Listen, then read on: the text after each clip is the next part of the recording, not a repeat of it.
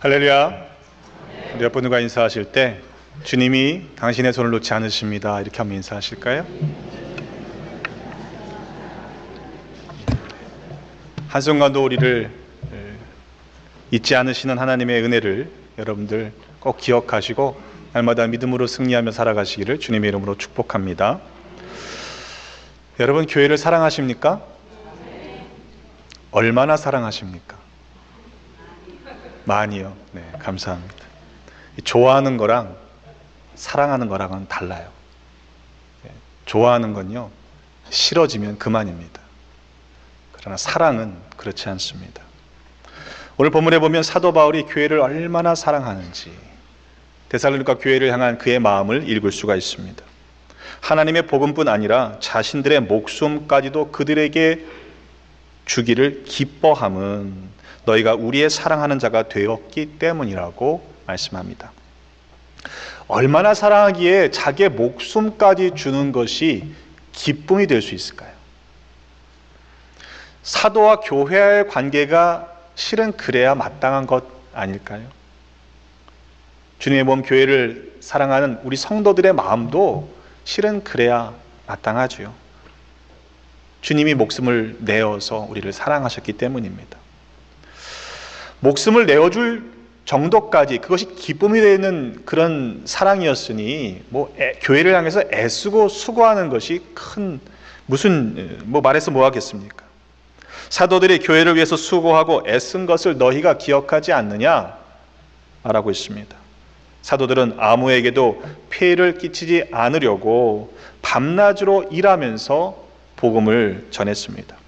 또 믿는 자들을 향하여 거룩하고 옳고 흠 없이 행하였는지 너희가 증인이고 하나님도 그러하시다. 마치 아버지가 자녀에게 하듯 너희 각 사람에게 권면하고 위로하고 경계했다는 것입니다. 왜냐하면 너희를 부르사 자기 나라와 영광에 이르게 하시는 하나님께 합당히 행하게 하기 위해서였다 말씀합니다. 일부러 바울이 자기가 무슨 일을 행했는지 어떻게 행했는지 그 일을 기록하면서 확인하고 있는 이유가 무엇일까요?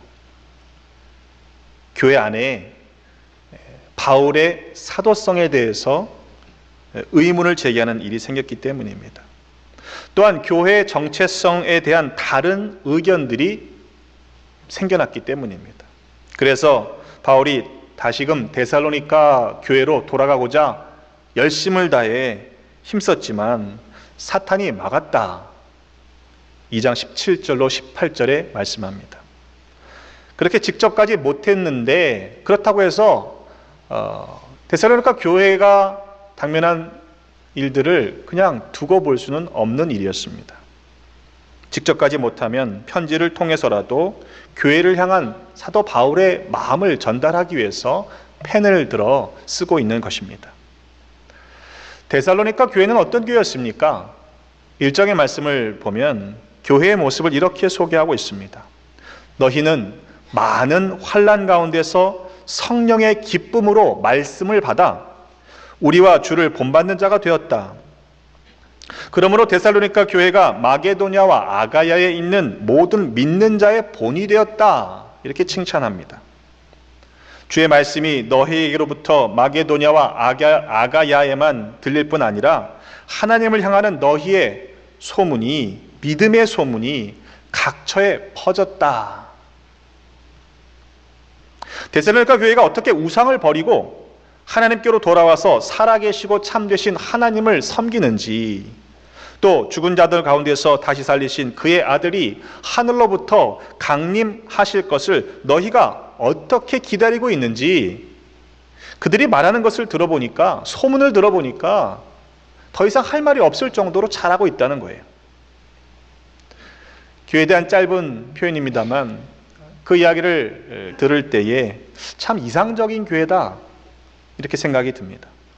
많은 환난 가운데 성령의 기쁨으로 말씀을 받고 주를 본받는 믿음, 그리고 그 소문이 퍼졌는데 본이 될 정도로 좋은 교회였다는 겁니다. 사도 바울과 데살로니가 교회 교인들은 서로 사랑하는 것으로 끝나지 않았습니다. 데살로니가 교회가 다른 지역의 믿는 자들에게 본이 되었습니다. 그 교회에 대한 소문이 퍼졌는데 더 이상 할 말이 없을 정도로 모범적인 교회였다라는 것이 데살로니가 교회를 설명하는 내용입니다. 자, 그렇다면 뭐가 문제입니까? 문제는 사탄입니다. 바울이 교회를 떠나 있는 동안에 사탄이 교회를 가만히 놔둘 리가 없기 때문입니다. 이에 사도 바울의 사도성에 대해서 이의를 제기하는 무리들이 생겨났습니다. 많은 환난 중에는 오히려 기쁨으로 말씀을 받고 또 주님을 본받는 자가 되었는데 교회가 이제는 평안해지니까 게을러지는 사람들이 생겨났습니다. 하나님의 복음을 받을 때는 말씀 그대로 받았는데 그 말씀에 대한 다른 가르침들이 등장하면서 교회 안에 갈등의 조짐이 보이기 시작했던 것입니다. 우리를 봐도 그런 것 같아요. 때로 인생의 고난이 계속될 때에는 하나님께 더 가까이 나아가고 또 매달리게 되어 있지 않습니까? 그러나 좀 살만해졌다, 문제가 다 해결됐다 싶으면 게을러지기 쉬운 것이 우리들의 모습이지요. 사탄은 우리의 그러한 약점을 너무도 잘 알고 있기에 평온해졌을 때, 문제가 없을 때 오히려 넘어뜨리려고 하는 것입니다. 시편 119편 71절의 말씀, 시편의 기자의 고백을 잊지 마시기를 바랍니다. 고난당한 것이 내게 유익이라. 이로 말미암아 내가 주의 율례들을 배우게 되었다고 그는 노래하고 있습니다. 고난이 문제가 아니라 고난을 이겨내는 믿음을 소유하시기를 주님의 이름으로 축복합니다. 지난주 종교개혁 500주년을 기념하면서 그 가치들을 함께 나누었습니다만 그 가운데 하나, 말씀의 해석보다 더 중요하다. 우리 그런 이야기 했죠. 우리가 그 사실을 놓치지 말아야 합니다. 이에 바울은 데살로니가 교회가 처음에 어떻게 믿었는지를 다시금 기억하게 하고 있죠. 바울이 누구이며 데살로니가 교회의 교인들이 어떻게 하나님을 믿고 돌아왔는지 그들의 기억을 다시금 상기시키는 것입니다. 그 중에 가장 중요한 한 가지의 사실을 강조하고 있는데 하나님의 말씀에 대한 교회의 태도입니다. 바울의 일행은 데살로니가 교회가 하나님의 말씀을 받았던 그들의 태도에 대해서 그 모습을 떠올리며 끊임없이 감사하고 있습니다. 이런 편지를 쓰고 있죠. 너희가 우리에게 들은 바 하나님의 말씀을 받을 때 사람의 말로 받지 아니하고 하나님의 말씀으로 받음이니. 아니, 하나님의 말씀을 하나님의 말씀으로 받은 게 뭐가 그렇게 큰 일이에요? 뭐가 그렇게 감사할 일입니까? 그것도 끊임없이 감사할 만한 이유가 될 수 있을까요? 우리의 모습을 살펴보면 그것이 그렇게 쉬운 일이 아니라는 사실을 알 수 있습니다. 하나님의 말씀을 받을 때 사람의 말로 받는 경우가 적지 않기 때문입니다. 하나님의 말씀을 선포하는 입장, 설교자의 입장에서는 물론 사람의 말을 할 가능성이 없지는 않습니다. 그것은 설교자의 문제입니다.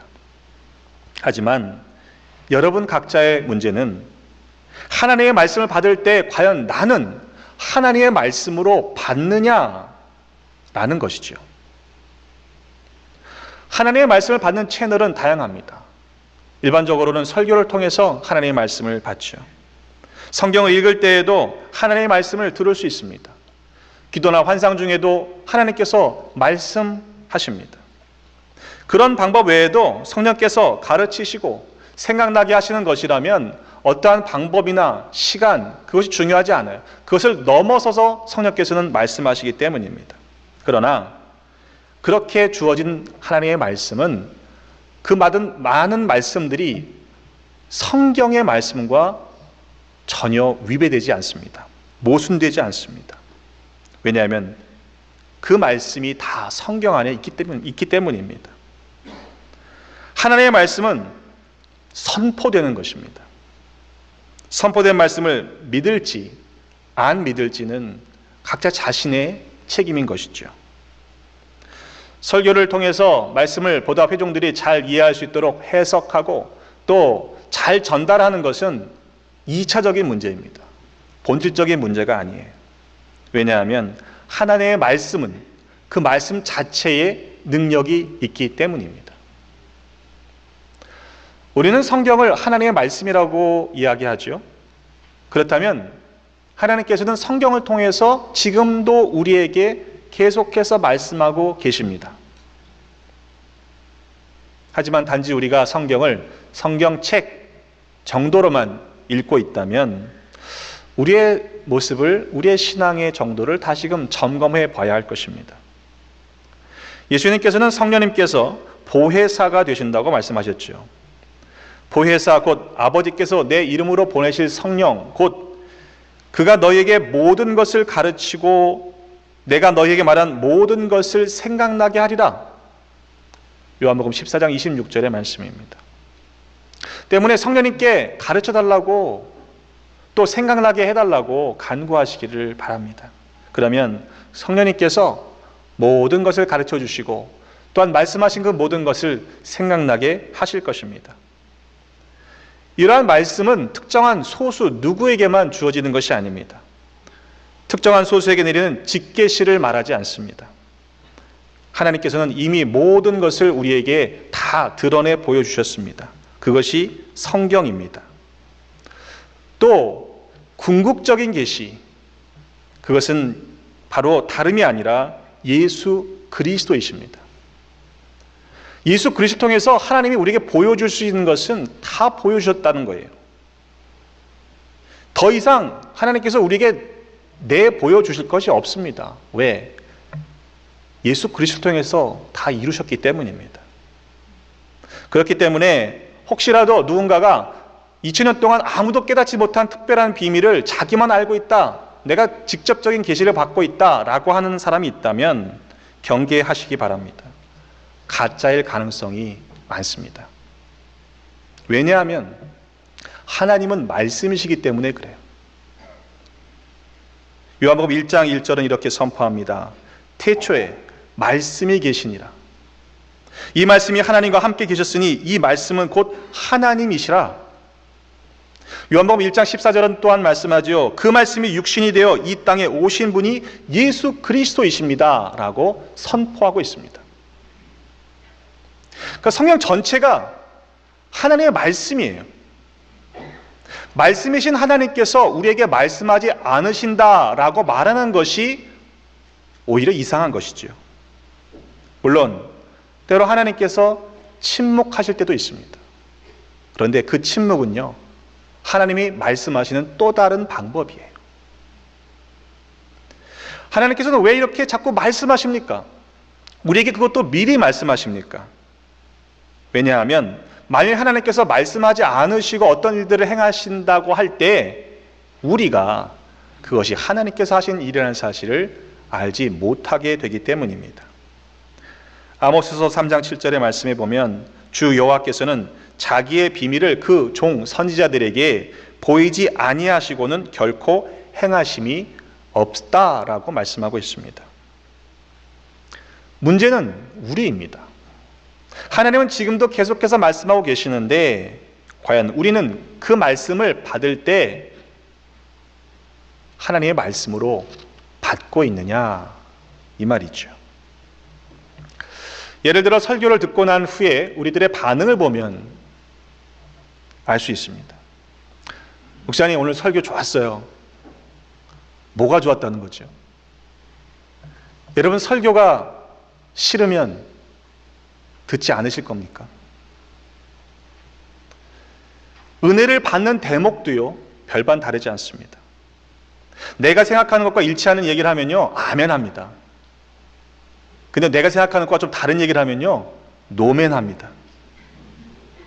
아무리 그것이 하나님의 말씀이라고 해도요, 내 자신의 생각이 더 중요하다는 이야기겠죠. 하나님의 말씀으로 나를 쪼개야 하는데 내가 하나님의 말씀을 쪼개려고 하기 때문입니다. 히브리서 4장 12절의 말씀, 하나님의 말씀은 살아있고 활력이 있어 좌우에 날선 어떤 검보다도 예리하여 혼과 영과 및 관절과 골수를 찔러 쪼개기까지 하며 또 마음의 생각과 뜻을 판단한다고 말씀했습니다. 말씀이 우리를 판단하는 것이 맞습니다. 내가 말씀을 판단하는 게 아니라는 거예요. 그렇다면 왜 하나님의 말씀이 우리 안에서 살아 역사하지 못하는 것입니까? 바울이 오늘 쓰고 있는 편지의 내용을 보면 역으로 그 이유를 찾아낼 수 있습니다. 진실로 그러하도다. 이 말씀이 또한 너희 믿는 자 가운데서 역사하느니라. 무슨 말입니까? 하나님의 말씀을 믿을 때 그 말씀이 살아 역사하게 된다는 것이죠. 말씀의 능력이 없어서가 아닙니다. 능력의 말씀은 우리의 믿음의 유무에 따라 경험된다라는 것입니다. 예수님께서 말씀하셨죠. 너희에게 겨자씨 한 알만한 믿음이 있었더라면 이 뽕나무더러 뿌리가 뽑혀 바다에 심기어라 하였을 것이요 그것이 너희에게 순종하였으리라. 마태복음에서는 더 노골적으로 말씀하십니다. 마태복음 17장 20절에 보면 너희 믿음이 작은 까닭이니라. 진실로 너희에게 이르노니 만일 너희에게 믿음이 겨자씨 한 알만큼 있어도 이 산을 명하여 여기서 저기로 옮겨지라 하면 옮길 것이요 또 너희가 못할 것이 없으리라. 이 말씀을 들으시면 어떤 생각이 나십니까? 옮겨지는 건 둘째치고요. 아니, 뽕나무가 산이 어떻게 말을 들어? 라고 하는 생각이 혹시 든다면 우리는 말씀을 하나님의 말씀으로 받지 않는 것일 것입니다. 주님의 말씀에 비춰보면 우리가 겨자씨만한 믿음도 실은 없는 거죠. 겨자씨만한 믿음도 없는데 누구 믿음이 크니 작으니 따질 필요는 더욱 없을 것입니다. 한 번은 예수님께서 어떤 백부장의 종을 고쳐주신 적이 있습니다. 누가복음 7장 1절로 10절의 말씀에 보면 예수님께서 가버나움으로 들어가셨을 때의 일입니다. 어떤 백부장의 사랑하는 종이 병들어 죽게 되죠. 예수의 소문을 듣고 유대인의 장로 몇 사람을 예수님께 보내어 오셔서 그 종을 구해주기를 청합니다. 이에 예수님께서 함께 가시는데요. 그 집이 멀지 않았을 때에 백부장이 벗들을 보내서 이렇게 이야기합니다. 주여 수고하지 마시옵소서. 말씀만 하사 내 하인을 낫게 하소서. 예수님께서 뭐라고 말씀하셨습니까? 이스라엘 중에서도 이만한 믿음을 만나보지 못하였노라. 어떻게 되었죠? 보내었던 사람들이 돌아가 보니까요. 그 종이 이미 나아 있었다. 병들어 죽게 되었던 종인데 이미 나아 있었다 말씀합니다. 이방인 백부장의 믿음은 다른 성경 본문에서도 소개되고 있습니다. 물론 다른 백부장입니다. 사도행전 10장의 말씀에 보면 가이사랴 이달레아 부대라 하는 군대의 백부장 고넬료의 경우이죠. 하나님께서 기도하던 중에 고넬료와 또한 베드로에게 각각 환상으로 나타나셔서 말씀하셨고 두 사람을 만나게 하셨습니다. 고넬료가 베드로를 영접할 때의 장면을 성경은 우리에게 이렇게 소개합니다. 사도행전 10장 33절 말씀입니다. 내가 곧 당신에게 사람을 보내었는데 오셨으니 잘하였나이다. 이제 우리는 주께서 당신에게 명하신 모든 것을 듣고자 하여 다 하나님 앞에 있나이다. 어떤 일이 일어났죠? 사도행전 10장 44절에 보면 베드로가 이 말을 할 때에 성령이 말씀 듣는 모든 사람에게 내려오셨다라고 했습니다. 그때는요 아직 고넬료가 그 가족들이 물세례 받기 이전의 일입니다. 하나님의 말씀을 우리가 어떻게 받아들이냐가 중요하다는 것이에요. 그가 이방인이었는지 아니면 세례를 받았는지 이게 중요한 게 아니라는 겁니다. 하나님의 말씀을 믿음으로 받는 자들, 그들에게는 하나님께서 합당한 은혜를 주신다는 것입니다. 여러분, 하나님의 말씀을 믿음으로 받으셔서 그 말씀이 역사하는 놀라운 은혜를 누리시기를 주님의 이름으로 축복합니다. 그 사실을 사단도 잘 알아요. 때문에 사단은 계속해서 우리들이 말씀을 듣지 못하도록 회방하고 속이는 것입니다. 사도 바울의 사도성을 훼손시키는 이유가 그것이에요. 속지 마시기를 바랍니다. 사탄의 시험에 들면요, 증상이 여러 가지가 있겠지만 대표적인 증상이 두 가지가 있어요. 아시죠? 말씀이 들리지 않습니다. 기도가 되지 않습니다. 참 신기하게도 제일 중요한 요소를 막아버리는 거예요. 감사가 아니라 불평과 원망이 먼저 튀어나오게 되어 있습니다. 그래서 데살로니가 교회를 향해서 사도 바울은 가르치고 있는 거예요. 항상 기뻐하라. 쉬지 말고 기도하라. 범사에 감사하라. 이것이 그리스도 예수 안에서 너희를 향하신 하나님의 뜻이라고 말씀하고 있는 겁니다. 은혜를 풍성히 받을 때는요, 오늘도 내게 말씀하시는구나. 우리 그렇게 느껴지시죠? 시험에 들면요, 나보고 들으란 말이야? 이렇게 되게 돼 있어요. 여러분, 설교는요, 들으라고 하는 말입니다. 안 그렇습니까? 하지만 안타깝게도 성경을 보면 하나님의 말씀 앞에 불순종했던 사람들이 더 많아요. 실은 우리들의 모습이지요. 하나님의 말씀을 하나님의 말씀으로 받지 않았기 때문입니다.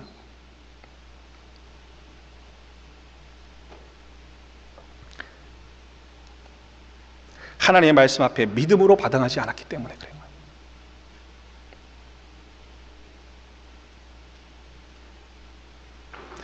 스데반 집사가요, 성령 충만해서 복음을 전했을 때 그 말씀을 받은 사람들이 어땠죠? 그들이 이 말씀을 듣고 마음에 찔렸다 그랬습니다. 말씀으로 찌르시는 거예요, 하나님. 문제는 그 다음입니다. 그를 향하여 이를 갈았다고 그랬습니다. 만약 그 말씀이 하나님의 말씀으로 받아들여졌다면요, 결코 이를 갈 수가 없지 않겠어요? 근데 그것으로 끝나지 않았다는 거예요. 그들이 큰 소리를 지르며 귀를 막고 일제히 그에게 달려들어 성 밖으로 내쳐 돌로 쳐 죽였습니다. 하나님의 말씀이 선포될 때 그 말씀을 듣지 않겠노라고 귀를 아예 막은 거예요.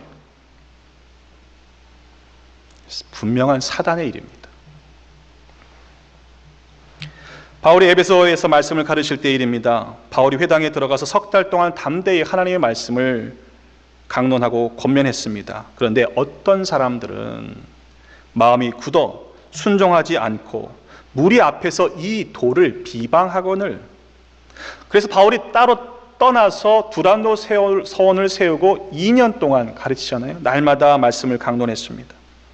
그때 아시아에 사는 자는 유대인이나 헬라인이나 다 주의 말씀을 들었다라고 했죠. 말씀이 없어서가 아닙니다. 선포된 말씀 앞에 우리가 믿음으로 반응하지 않기 때문입니다. 그 예는요, 수도 없이 많아요. 사실 성경 전체가 하나님의 말씀하시고 그 말씀에 대한 사람들의 반응을 기록하고 있기 때문입니다. 예수님께서 오병이어의 기적을 일으키신 후의 일이죠. 요한복음 6장의 말씀에 보면 생명의 떡에 대해서 말씀하십니다. 근데 말씀을 다 듣고 난 후에 예수님을 따라다녔던 제자들, 택하신 12명이 아니라 따라다녔던 제자들 중에 여럿이 이렇게 반응합니다. 요한복음 6장 60절에서 61절의 말씀입니다. 이 말씀은 어렵도다. 누가 들을 수 있겠느냐? 근데 예수님께서 뭐라고 그러시냐면요, 이 말씀에 대해서 수군거리는 줄 아시고 이르시되 그랬어요. 근데 이것을 공동번역성에 어떻게 번역하냐면, 예수께서 제자들이 당신의 말씀을 못마땅해 하는 것을 알아채시고 내 말이 귀에 거슬리냐? 이렇게 번역하세요. 여러분, 못마땅해 하는 건 거슬리는 것으로 끝나지 않았습니다. 6장 66절에 보면 그때부터 그의 제자 중에서 많은 사람이 떠나가고 다시 그와 함께 다니지 않았다 그랬습니다. 예수님을 완전히 떠나간 거예요. 하나님의 말씀을 사람의 말이 아니라 하나님의 말씀으로 받을 수 있는 모두가 되시기를 주님의 이름으로 부탁을 드립니다. 하나님의 말씀을 믿음으로 받아 순종함으로 하나님의 그 크신 역사를 경험하며 살아가시기를 주님의 이름으로 축복합니다. 우리의 생각과 판단으로 하나님의 말씀에 더하거나 빼는 일이 있어서는 안 될 것입니다. 내가 말씀을 듣느냐 듣지 않느냐의 문제로 끝나지 않기 때문입니다. 요한계시록 22장 18절로 19절에 보면 내가 이 두루마리의 예언의 말씀을 듣는 모든 사람에게 증언하노니 만일 누구든지 이것들 외에 더하면 하나님이 이 두루마리에 기록된 재앙들을 그에게 더하실 것이요 만일 누구든지 이 두루마리의 예언의 말씀에서 제하여 버리면 하나님이 이 두루마리에 기록된 생명나무와 및 거룩한 성의 참여함을 제하여 버리시리라. 하나님의 말씀입니다. 우리 모두가 하나님의 말씀을 받을 때에 사람의 말로 받지 아니하고 하나님의 말씀으로 받음으로 말미암아 그래서 믿는 자 가운데 역사하시는 그 살아 역사하시는 하나님의 말씀이 풍성히 경험되는 복을 누리시기를 주님의 이름으로 축복합니다. 하나님은 지금도 말씀하십니다.